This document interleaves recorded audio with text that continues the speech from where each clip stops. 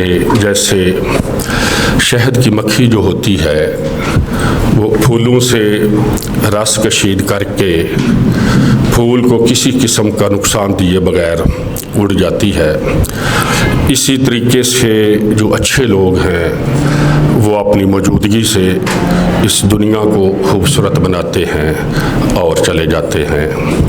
ہم نے تاریخ میں پڑھا ہے کہ بڑی بڑی سلطنتیں تباہ و برباد ہو جاتی ہیں، بادشاہوں کے رتھ ٹوٹ جاتے ہیں،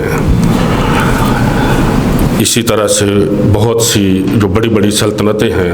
وہ بوڑھی ہو جاتی ہیں، لیکن جو خیر کی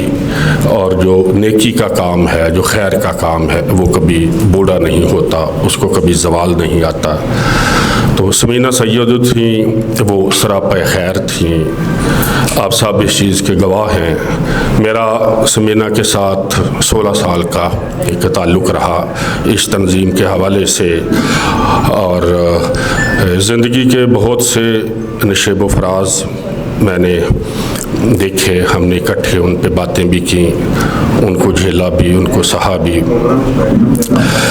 تو ثمینہ سید تھیں، وہ سراپا خیر تھیں۔ میں نے آج تک ثمینہ کے منہ سے ایک لفظ، ایک تو ہوتا ہے نا کہ ایسے بندہ بات کرتا ہے بعد میں، یہ واقعی بالکل جینون بات کر رہا ہوں کہ آج تک اپنے کسی دوست کے خلاف ایک لفظ میں نے ثمینہ کے منہ سے نہیں سنا کہ اس نے کسی کے بارے میں کوئی ایسی بات کی ہو کہ وہ ٹھیک نہیں ہے یا اس کا رویہ یہ ہے۔ وہ اندر سے ایک درویش عورت تھی اور صبر والی عورت تھی۔ بہت مشکل حالات میں اس نے وہ جو ہمیں کہے نظر آتے تھے ہر محفل میں، اس کے پیچھے اس کا صبر تھا، اس کی وہ درویشی تھی۔ درویشی کا لفظ آپ کو کچھ عجیب سا لگا ہوگا کہ دنیا تیاگ کر سب کچھ چھوڑ کر جنگلوں میں جا کے بیٹھ جانا، وہ بھی مشکل کام ہوگا، لیکن میں یہ سمجھتا ہوں کہ اس سے مشکل کام یہ ہے کہ آپ دنیا داری جو جتنے بھی آپ کے فرائض ہیں ان کو بڑی محبت سے، پوری ذمہ داری سے اپنے فرائض پورا کریں، اور آپ کے چہرے پر آپ کی مسکراہٹ اسی طریقے سے تر و تازہ رہے، اور سارے لوگ جو ہیں کسی کو آپ سے کوئی شکوہ بھی نہ ہو، نہ اس کے گھر والوں کو، نہ اس کے کولیگز کو، اور نہ وہ جو ہمارا شاعری کا طبقہ ہے نہ اس کو، آپ سب لوگ اس چیز کے گواہ ہیں۔ تو میں یہ سمجھتا ہوں کہ یہ زیادہ جو ہے، یہ درویشی جو ہے یہ زیادہ سود مند ہے۔ اور دوسری جو بات میں نے صبر والی کی تو وہ تو ظاہر ہے کہ اس کے نام کا حصہ ہے، سید جو لوگ ہیں ان سے زیادہ صبر والا اور کون ہو سکتا ہے، تو یہ چیز ثمینہ سید کو وراثت میں ملی۔ باتیں تو اتنی زیادہ ہیں کہ کسی بھی ایک حوالے سے بات کرنا چاہوں تو اس پہ گھنٹوں جو ہے وہ بات ہو سکتی ہے۔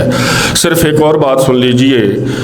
کہ کسی بندے کو اگر یہ پتہ ہو کہ اس نے اس دنیا سے چلے جانا ہے تو اس کے لیے جو آنے والی جو جتنی بھی زندگی ہے وہ بالکل ہی ایسے وہ سمجھ لیے کہ اس کے لیے اسی وقت وہ ختم ہو جاتی ہے جب اس کو پتہ چلتا ہے۔ لیکن کچھ لوگ منتخب لوگ ہوتے ہیں، وہ بڑے اللہ تعالیٰ کے نوازے ہوئے لوگ ہوتے ہیں،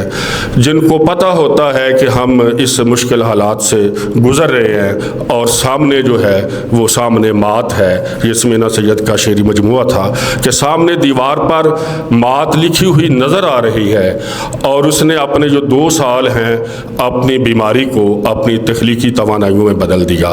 اور یہ وہی لوگ ایسا کر سکتے ہیں جو منتخب لوگ ہوتے ہیں، جو اللہ کے نوازے ہوئے لوگ ہوتے ہیں۔ گزشتہ 2 سالوں میں ثمینہ سید کی 6 کتابیں چھپی سیوا پبلیکیشن سے، اور آپ اندازہ کیجئے کہ ایک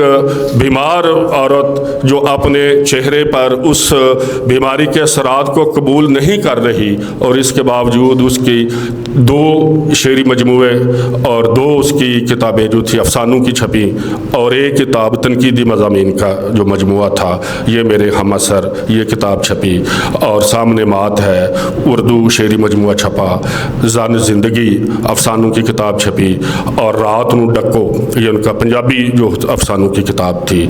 تو انہوں نے جس طریقے سے اپنی بیماری کو اپنی تخلیقی توانائیوں میں بدلا، میں یہ سمجھتا ہوں کہ یہ سمینا سید کا بہت بڑا کارنامہ ہے اور اس نے اپنی بیماری کو اپنی تخلیق میں ڈھال دیا۔ تو آج کی یہ تقریب جو ہے یہ سمینا سید کی جو محبتیں تھیں، اس کا جو کام ہے، اس کی جو شاعری ہے، اس کے جو افسانے ہیں، اس حوالے سے ہم سب بات کریں گے۔